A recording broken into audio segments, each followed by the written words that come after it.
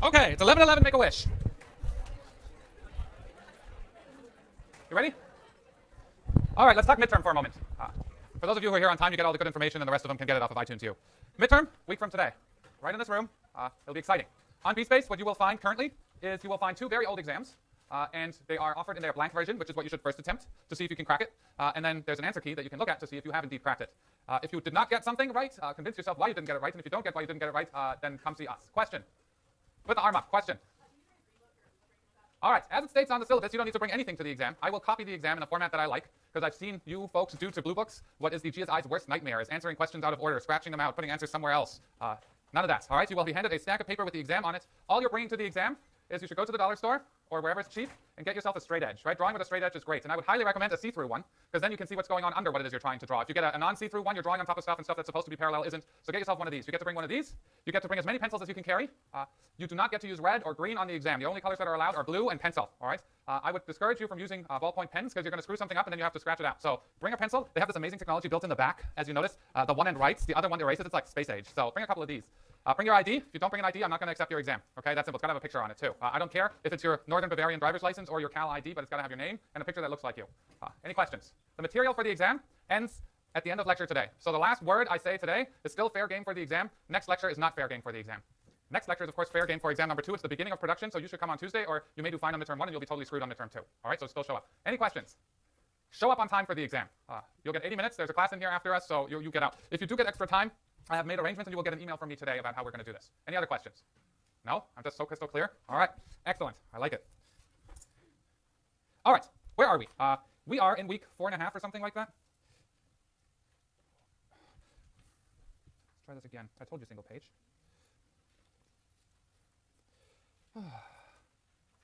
You're seeing this checked, right? Single page. This is just ridiculous. Okay. What we did last time is we looked at the effect of a price change, and that was really difficult, right? We decomposed the effect of a price change on one good, which was Hershey's in our case, into a so-called income effect and a substitution effect. The substitution effect says holding your utility constant at the original level, or remaining on the same indifference curve that you started with, if you were to face the new prices, at what bundle would an imaginary budget constraint be tangent to that indifference curve that has the same slope as the new budget constraint? So if you face the new marginal rate of transformation but the original indifference curve, where would that tangency be? The direction of that substitution effect is clear. You substitute away from the relatively more expensive good towards the relatively less expensive good. Always goes in the same direction. Then comes in the income effect. Now that you've taken care of the fact that you're facing a new marginal rate of transformation, a new exchange rate, you have to account for this pocketbook effect, this income effect, namely that you now have more income to spend on overall goods because that price drop changed the size of your opportunity set. So you shift that imaginary budget constraint that now has the same slope as the new overall budget constraint out to the new overall budget constraint, and you look at where you land on that new budget constraint. If you land to the right of point B, which is the point of tangency between the imaginary budget constraint and the original indifference curve, that good is normal. If you land to the left of that point B, that good is inferior. If you land to the left of where you started your consumption of Hershey's at the original price bundles, that means price drops, and you now actually consume fewer Hershey's, then that good is Giffen. You should practice drawing these. I can't say that enough, right? It's really, really hard. Each picture I draw here, this sounds horribly arrogant, you should draw at least 10 times yourself until you get it right? Just to convince yourself that you didn't get it right by chance. Then what we did is we said, well, Max, that's nice. We're almost done with consumption choice or consumer choice. I'm really interested in trying to check your somewhat strange statement that this model is broadly applicable and useful. Why don't we talk about labor-leisure choice? So we took our model of consumption where an individual chooses between two goods subject to a budget constraint to a world where the two goods you choose between are income, where the price of income, what's the price of $1 of income? It's always $1, right? So the price of $1 is $1, hopefully. Unless, Brad Pitt held it once, then it's maybe worth $1.25, but we don't worry about these weird cases. And then the price of leisure, if you want to consume more leisure, what's the price of leisure? What are you giving up if you decide to leisure for another hour? Hourly wage, right? So the price of income is $1, it's 1. The price of leisure is wage, which is $10 an hour or something like that for most people.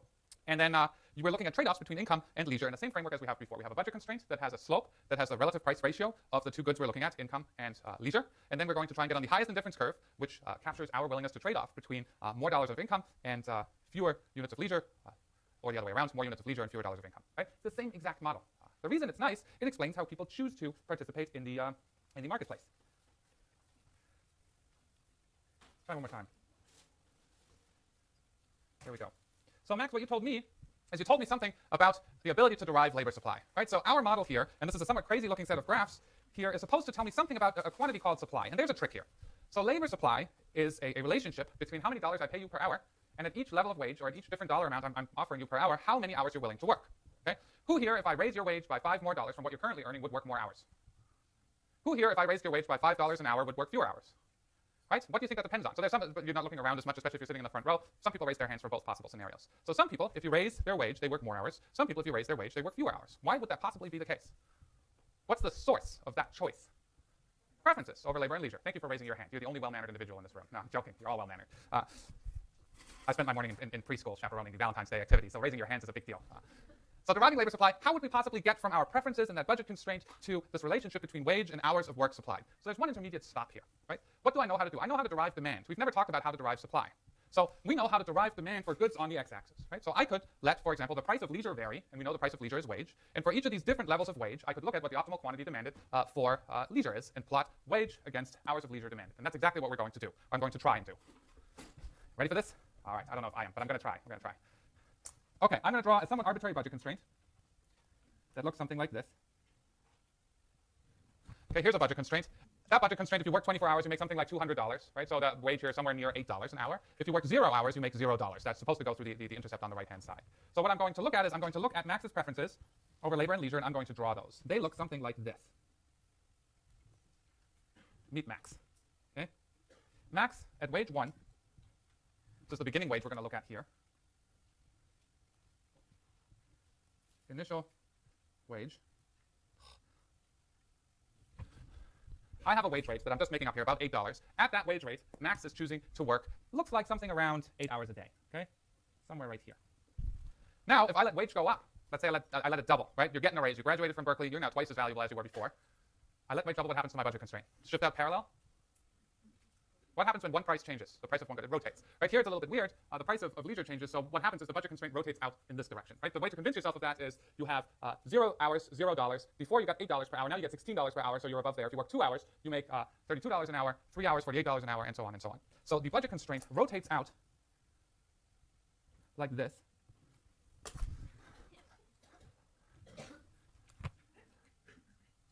This isn't even funny anymore, to me at least, maybe to you guys. Maybe there's somebody sitting in the back with a clicker saying, I'm going to mess with Max today. Okay, but my budget constraint rotates out because wage has increased. Right, so now what happens to my optimal number of hours worked? Turns out I'm with the first group, the folks that said if wage goes up, I'm going to work more hours. All right, so I'm going to do that. This here is I2. So my new optimal number of hours worked is somewhat similar to what Max does. Whiner is over here. Right, so this individual, the price of leisure went up. Right? And this individual is going to go out and consume less leisure and work more hours. So now what do I have? This is the exact picture we had before, but now I'm going to plot it differently. I have the optimal quantity demanded of leisure at the low price, at wage 1, and then I have the optimal quantity demanded at the higher price of leisure, W2. So I'm just going to make up some numbers. Right? The low wage was somewhere here, near $8. So at the low wage, this individual demands 16 hours of leisure. So this here is point A. Call this here point A. At the higher wage, which here, $420 is a little bit above $16, double, did a little bit more than double. Again, this is just qualitative, really. Try that again. I want to come up somewhere here. So if this is point B, this here is point B2. So now I've got 2 points between a combination of price of leisure, which is the hourly wage, at different levels of that price of leisure. If leisure is really cheap, I consume a lot of it. If leisure is really expensive, I consume less of it. That's much like a demand. Leisure is a good, it becomes more expensive, I consume less of it. Right? So what we've got down here, what do you think that thing's called? It's not quite supply yet. It says it in like 6-point font right here. This here, optimal combination, optimal quantity of leisure demanded at a given price. This here is my demand for leisure. But Max, have I ever opened the Wall Street Journal, which most of you probably don't, but if you do, have you ever opened the Wall Street Journal and seen in response to President so-and-so's most recent tax policy, the demand for leisure has skyrocketed? You never read that. What do you read? In response to the following tax policy, labor supply has decreased or increased. Do you think the information is different contained in that statement? It's the exact same thing, right? The amount of labor supplied is simply 24 minus the amount of leisure demanded. So all you're doing is you have the same sort of wage rate on the left-hand side, but on the x-axis here now, instead of plotting what we called leisure here, or N, you're plotting H, which is 24 minus N. So at a wage rate of $8, how many hours of labor are you supplying? Well, you're demanding 16 hours of leisure, so you're supplying 8.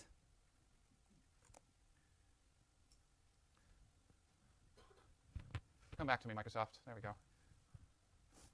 You're supplying 8 hours of labor. At a wage rate of somewhere near $16 here, according to these preferences, you are now demanding about 11 hours of leisure, so you're working about 13 hours. Of course, you can't, you could do this for more than 2 wages, and you would get an upward sloping curve like this. And this upward sloping curve here, that is labor supply. The exact same information, right? At any given wage rate, the number of hours of leisure demanded and the number of hours of labor supplied have to add to 24 hours, right? It's just plotting the same information, but putting it in a language that we can understand. So this is how you derive labor supply. you could do this in a multitude of ways, right, with different preferences and see how individuals respond to changes in wages and come up with really steep leisure demand, really flat leisure demand, which of course changes into a really flat labor supply, really steep labor supply. But what your response in terms of how many hours you want to work or are willing to work at any given wage rate is all depends again fully on your preferences over leisure relative to how much you value income, right? Pretty neat, I think. So it's the ratio. What's the marginal rate of substitution here? What marginal utilities? The marginal rate of substitution is always the ratio of marginal utilities of the two good, right? So the marginal rate of substitution is simply the ratio of the marginal utility of leisure over the marginal utility of income, or the other way around, depending on how you draw it, right? But it's how much utility do you get out of $1 more relative to how much additional utility do you get out of 1 more hour of leisure spent, right? You can ask yourself that question. That's something if you had a quiet moment and you sat outside on the beautiful campus and you closed your eyes and you could think about, how much utility do I get out of another dollar or another, W dollars for an hour work versus an hour spent walking in the botanical gardens. You can figure out what you value more highly, and then you compare that to the exchange rate between leisure and work, and you make a decision as to whether you're going to work that additional hour or not. Okay, that's labor supply.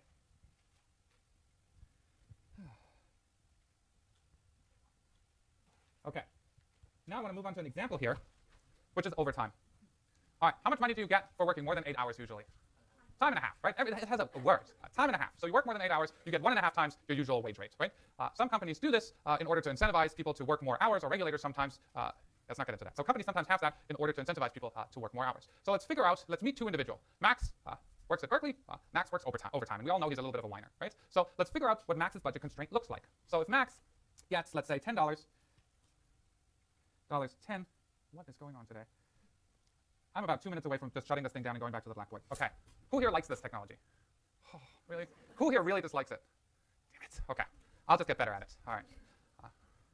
If anybody's really good at the surface thing and how to draw on it, I will pay you, all right, to give me a proctoring session on how to use this thing, all right? Yeah. Okay, I will hire you as an app consultant, all right? Thank you. There's an app for that. That was a crappy joke. Okay, Max works overtime. So what that means, okay, for hours 0 through 8, Max gets, let's say, $10, and for hours 9 through 24, 9 through 24, Max gets, let's be generous, twice his hourly wage, right, per hour. So what this means, if Max works the first 8 hours, for each additional hour worked, he gets $10 per hour. So if he works the full 8-hour shift, right, that means he is demanding 16 hours of leisure. That means, oh, sorry, I meant to have a dashed line here. Let's just do it straightforward, right? So if Max works 8 hours at $10 an hour, that means at 16 hours of leisure, he's getting $80, right? So we go to our 16-hour point here is $80. So my budget constraint, since this individual does not have a trust fund, or is not independently wealthy, whatever you want to call it, right? That's what the budget constraint looks like for the first 8 hours. Now for the next hour, right, for the 9th hour work, the wage rate doubles. So and the following hour too. So for each additional hour here now, you get $20 instead of 10. That means the slope of the budget constraint changes, not sort of smoothly like a half pipe, right? But it changes discretely like a kink. So if Max worked all 24 hours, the way I draw these kinked budget constraints is I just figure out how much total money he would make if he were to work the full set of hours. So he gets $80 for his first 8 hours, and then he gets $20 for the next 16 hours. So that's $320 plus 80, $400. So if he works a full day, he gets $400, and then we just connect to that original point here. Okay, it's sort of, you see the kink not very well if you just draw it like that, because even a doubling in slope at this scale doesn't look like a really discrete kink. But if I may just quickly exaggerate, what's going on here is this budget constraint is relatively flat, and then there's a real kink here, right? So it's like a sharp edge. It's not a smooth transition, but it goes from a slope of 10 per hour to a slope of 20 per hour. So I want to draw a set of indifference curves that's consistent with Max working overtime. Okay, so where would Max have to be on this graph? Does he have to be to the right of 16 hours of leisure or to the left of 16 hours of leisure? To the left, right? So he's consuming less than 16 hours of leisure. He's working more than 8 hours a day and getting some of that good overtime pay. So however you draw it, and that's the most frequently asked question, how do I draw indifference curves that are right? There are an infinite number of ways of drawing indifference curves that are right, and there's an infinite number of ways of drawing indifference curves that are wrong, unfortunately. There's no one way to draw a correct indifference curve, and there's no one way to draw an incorrect one. There's multiple ways. So here, all I'm saying is draw an indifference curve in a budget constraint where Max gets twice the hourly wage rate after he works 8 hours, and Max chooses to work overtime. So here, this is not me. 16 hours a day, that's crazy.